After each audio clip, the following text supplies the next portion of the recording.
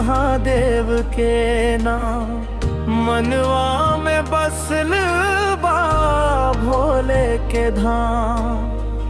हर हर गूंजे हर सांस के संग, शिव बिना सुना लागे ई सगरी जग।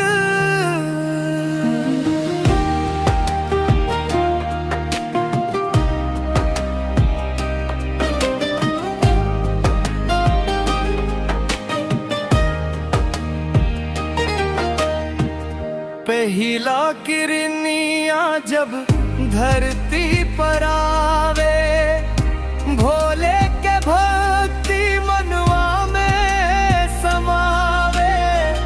बेल के पतैया गंगा जल चढ़ाइब, भोला बाबा के चरणन में शीश नवाइब।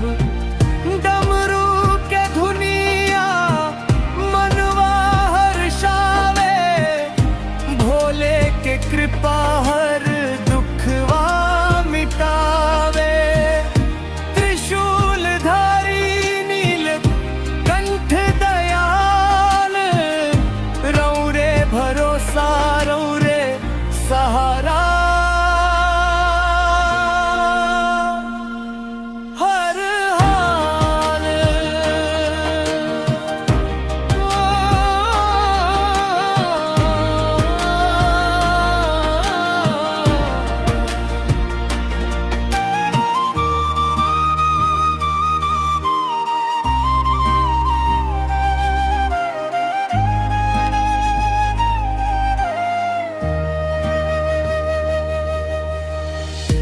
ना धन के चाही ना मान के आस, भोले के नामे में बसल विश्वास।